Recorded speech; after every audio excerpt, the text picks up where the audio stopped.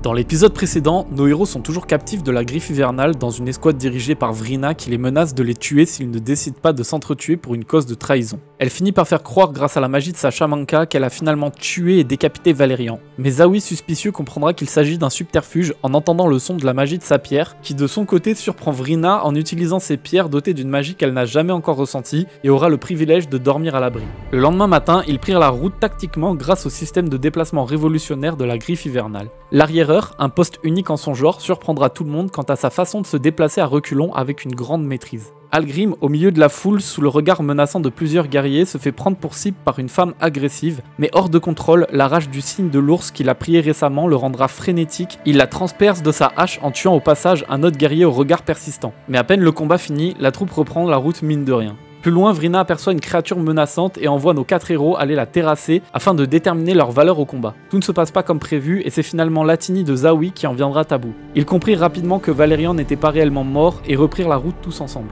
Arrivés au village de la Griffe Hivernale, Vrina leur laissera quartier libre en attendant l'arrivée de leur chef de guerre Sejuani. Ils cherchent rapidement à s'alimenter avant de reprendre la route avec Brokvar pour récupérer un artefact enchanté à la tribu de parjures qu'ils ont croisé plus tôt sur leur chemin. Une fois sur place, le combat s'enclenche rapidement étant donné que Brokvar redoute la stratégie et que son seul but était de les voir affronter de vrais Freljordiens nordiques. Mais échec après échec, il dut prendre part au combat pour leur sauver la mise. Une fois la tribu anéantie, ils regardent de marbre Algrim au bord de la mort et Valérian profondément entaillé. Ils récupèrent la hache enchantée et prient la route de retour aussitôt. Comment vont-ils s'en sortir dans ces terres hostiles? Vrina leur laissera la vie sauve après cet échec. Sauront-ils ce que Sejuani leur veut? Vous le découvrirez dans ce nouvel épisode de JDR Runeterra.